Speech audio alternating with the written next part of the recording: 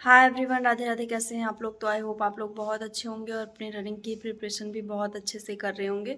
तो कंटिन्यू आप लोग रनिंग की प्रिपरेशन बनाए रखिए, क्योंकि आप सबको पता है कि रिज़ल्ट जो है वो 25 से 30 अक्टूबर 31 अक्टूबर के बीच में आ सकता है, आने की संभावना है 90%।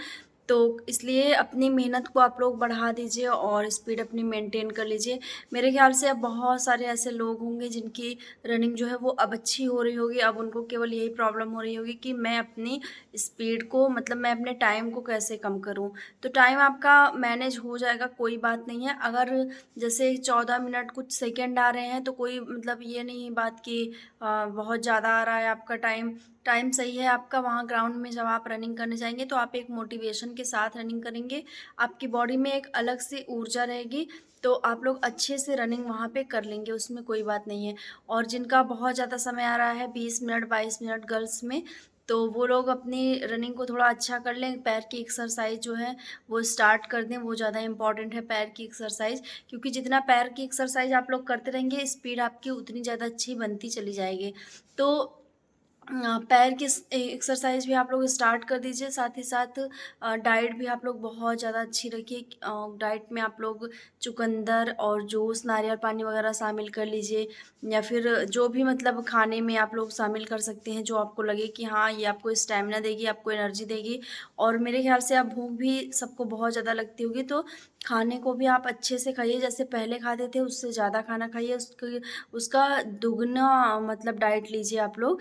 ये नहीं कि उसका दुगना चावल खाइए, चावल कम खाना है और सारी चीज़ें आपको ज़्यादा ऐड कर लेनी है, ठीक है।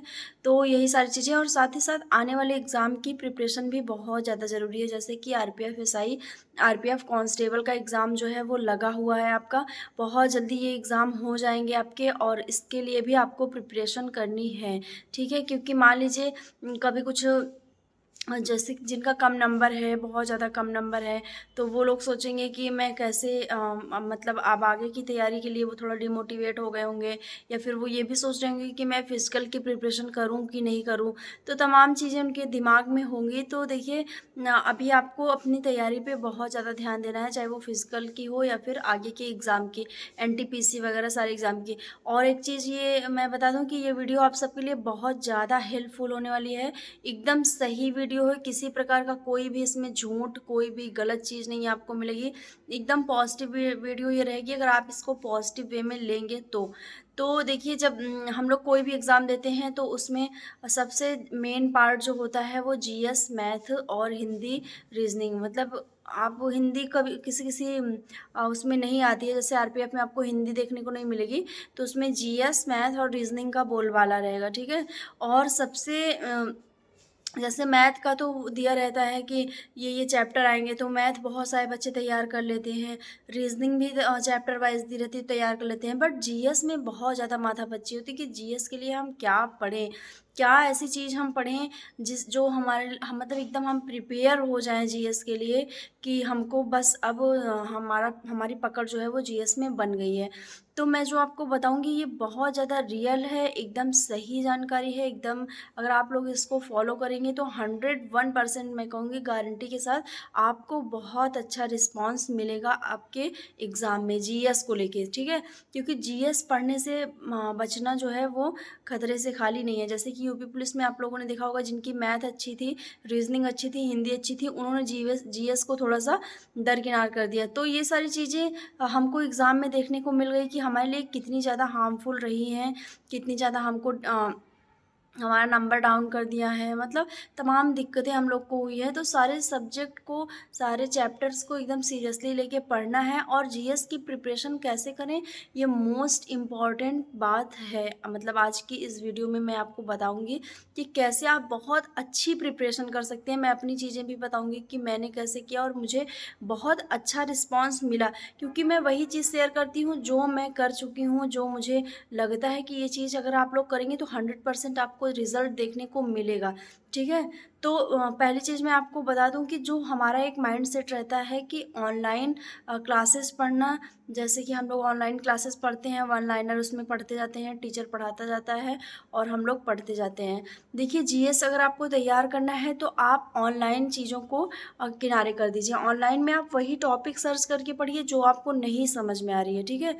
ये नहीं कि आप कोई क्लास खोल ले रहे हैं मिक्स क्वेश्चन की, जिसमें आपको मतलब बायो भी, केमिस्ट्री भी, फिजिक्स भी, इतिहास, भूगोल और संविधान सब आपको मिक्स उसमें क्वेश्चन कराया जा रहा है। तो इससे क्या होगा कि आपका जीएस कभी प्रिपेयर नहीं हो पाएगा। आपको लगेगा कि आपका जीएस प्रिपेयर हो गया है, लेकिन वो होगा नहीं, क्योंकि जीएस इतना ब्रॉड है कि उसको वन लाइनर में पढ़ना बहुत मुश्किल है। और खासकर कॉम्पिटिटिव एग्ज़ाम के लिए तो बिल्कुल भी नहीं, क्योंकि आप सबको पता है कि अब एग्ज़ाम में सीधे सरल सिंपल क्वेश्चन नहीं बनते हैं, उसमें से डीप में क्वेश्चन पूछे जाते हैं और उसी में हम लोग फंस जाते हैं, ठीक है। कभी कभी ऐसा होता है कि क्वेश्चन हमारे सामने रहते हैं चारों ऑप्शन, बट हमको लगता है कि ये मैंने कहीं देखा है, ये हम लोग ने मतलब हमने कहीं देखा है, बट हमने अच्छे से जब फोकस नहीं किया रहता है तो हम उसका राइट आंसर पे क्लिक नहीं कर पाते हैं। तो वही चीज़ मैं आपको बता रही हूँ कि वन लाइनर पढ़ना आप लोग एकदम छोड़ दीजिए, ठीक है। आपको लगता होगा कि कम समय में ज़्यादा तैयार हो जाएगा वन लाइनर में, तो एकदम गलत लगता है, केवल टाइम वेस्ट होता है वन लाइनर पढ़ना। क्योंकि पहले क्या होता था, जैसे यूपी पुलिस कांस्टेबल के लिए ही मैं बता दूं कि अगर आप लूसेंट बहुत अच्छे से पढ़ रहे हैं, बहुत ज़्यादा अच्छे से ज़्यादा क्वेश्चन फंस जाते थे, ठीक है। बट अब आप लोगों ने देखा होगा कि बिल्कुल भी ऐसा नहीं रहा है, एग्ज़ाम पैटर्न बिल्कुल चेंज हो चुका है, ठीक है। क्योंकि कंपटीशन इतना ज़्यादा है कि आपका वन लाइनर पढ़ने से उद्धार नहीं होने वाला है। तो जीएस पढ़ने में मैं बता दूं कि आपको बुक लेनी है। सबसे पहले बुक बहुत इंपॉर्टेंट है, कोई भी एग्ज़ाम क्वालिफाई करना है तो बुक पढ़ना मोस्ट इम्पॉर्टेंट है। बिना बुक पढ़े उद्धार होना मुश्किल है आपका। तो आप सारे सब्जेक्ट की बुक लीजिए, ठीक है। जैसे आप हिस्ट्री की बुक ले लीजिए, या फिर आप बुक को लगता है कि आपको बुक में बहुत ज़्यादा टाइम लगेगा तो आप घटना चक्र ले लीजिए, इतिहास की, भूगोल की और संविधान की, पर्यावरण की, सारी मतलब इसको घटना चक्र से जब आप पढ़ेंगे तो आपका चैप्टर वाइज तैयार होगा।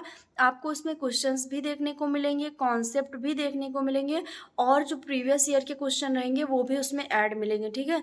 तो आप चैप्टर वाइज जब चीज़ों को पढ़ेंगे तो एक स्टोरी जैसे आपके दिमाग में वो क्रिएट होती जाएगी, ठीक है। तो वो बहुत ज़्यादा आपको आपके लिए हेल्पफुल होगी। जैसे आपने मान लीजिए कुछ पढ़ा है थोड़ा सा, तो आपको नहीं समझ में आ रहा है, तो आप पिछली चीज़ें जो पढ़े हैं उसमें चैप्टर में उससे थोड़ा रिलेट करके समझ सकते हैं। तो बुक पढ़ना बहुत ज़्यादा इंपॉर्टेंट है जीएस में अगर अच्छा स्कोर करना है तो। अगर आप बुक पढ़ेंगे तो आपके जो आपका दिमाग है वो ज़्यादा ब्रॉड होगा, सोचने समझने की क्षमता बढ़ेगी आपकी। क्योंकि देखिए बुक पढ़ना बहुत बोरिंग काम लगता है किसी को कि बुक से नहीं पढ़ पाते, और बुक पढ़ने में मेहनत भी है। जैसे आपने क्या किया कि खोल के रख दिया, वीडियो क्लास चल रही है, आपको हल्की हल्की नींद भी आ रही है, आप देख रहे हैं, आपको लग रहा है कि आप बहुत अच्छा कैप्चर कर रहे हैं, ठीक है। बट ये नहीं है। अगर आप बुक में देखेंगे तो आप एकदम एक्टिव रहेंगे। आप जब लाइन को पढ़ेंगे तो आप उस पर फोकस करेंगे कि इसमें लिखा क्या है, इसमें क्या बताया जा रहा है, तो वो ज़्यादा हेल्पफुल होगा। अगर आप वीडियो में देखेंगे तो वीडियो में वो बोलते जाएंगे, आप सुनते जाएंगे, इधर से सुनेंगे इधर से निकलता जाएगा, वो आपको पता ही नहीं चलेगा। अगर वो 3 घंटे क्लास है तो आप ज़्यादा से ज़्यादा 10 या 15 क्वेश्चन वन लाइनर में कैप्चर कर सकते हैं। मगर आप अगर एक स्टोरी वाइज बुक में पढ़ेंगे तो बहुत ज़्यादा अच्छा रहेगा आपके लिए। तो जो आरपीएफ एसआई, आरपीएफ कांस्टेबल के एग्ज़ाम की प्रिपरेशन कर रहे हैं या फिर एनटीपीसी के एग्ज़ाम की प्रिपरेशन कर रहे हैं, उनके पास अभी भी बहुत अच्छा मौका है बुक पढ़ने का। वो लोग बुक पढ़े अगर उनको सिलेक्शन लेना है तो, ठीक है। क्योंकि अगर आप ऑनलाइन पे डिपेंड रहेंगे कि जीएस आप ऑनलाइन पढ़ लें तो आपका सिलेक्शन होने के चांसेस कम हो जाएंगे। और जब आप बुक पढ़ेंगे तो आपको अच्छी जानकारी होगी, ऑथेंटिक जानकारी होगी, सही जानकारी होगी और आपकी तैयारी भी बहुत अच्छे लेवल की हो जाएगी। फिर आप किसी भी एग्ज़ाम की तैयारी करेंगे, आपकी तैयारी बहुत अच्छे लेवल की हो जाएगी, ठीक है। तो ज़्यादा से ज़्यादा आप लोग कोशिश करिए कि आप बुक खरीद लीजिए। आप कोई भी बुक खरीद लीजिए, आपको जो लगता है कि मुझे बेसिक से स्टार्ट करना चाहिए, मुझे छोटी छोटी चीज़ें पढ़नी चाहिए पहले, तो आप उसको पढ़िए। और मतलब समझते हुए कॉन्सेप्ट के साथ कि हाँ इसमें क्या लिखा है, अगर एक एक लाइन दी गई है तो फिर उसके पीछे क्या रीज़न रहा है। तो जैसे आप लोग पढ़ते हैं ना कि महात्मा गांधी की मृत्यु इतने इतने सन में हो गई, बट अगर आप उसको बुक में पढ़ेंगे तो आप पूरा कॉन्सेप्ट पढ़ेंगे कि क्यों हुई, कहाँ हुई, कैसे हुई, किसने मारा, ठीक है। लेकिन जब ऑनलाइन पढ़ते हैं तो ऑनलाइन क्या होता है कि वो एक लाइन बता के और फिर उसके बाद नेक्स्ट क्वेश्चन पे क्लिक हो जाते हैं, तो ऐसे हमारी याद करने की जो क्षमता होती है वो कम हो जाती है और हम लोग ज़्यादा से ज़्यादा याद भी नहीं रख सकते हैं। तो ठीक है, मेरी रिक्वेस्ट है कि आप लोग को अगर आने वाले एग्ज़ाम्स की तैयारी करनी है, जीएस को एकदम बेस्ट बनाना है, जीएस में बहुत अच्छा स्कोर करना है, तो आप लोग बुक पढ़िए और बुक में आप सारे सब्जेक्ट की घटना चक्र ले लीजिए, जो आपको हर एक जो बुक शॉप होगी उस पे अवेलेबल होगा, जो अच्छी बुक शॉप होगी। तो आप नहीं है तो मंगा लीजिए और वही चीज़ पढ़िए। भले ही उसमें आपको थोड़ा टाइम लगेगा, बट आपको चीज़ें बहुत ज़्यादा याद होंगी और बहुत अच्छे से याद होंगी और आप बहुत अच्छा स्कोर कर पाएंगे और आपकी समझ भी बहुत बढ़ेगी। तो ठीक है, मिलते हैं नेक्स्ट वीडियो में, तब तक के लिए बाय, टेक केयर।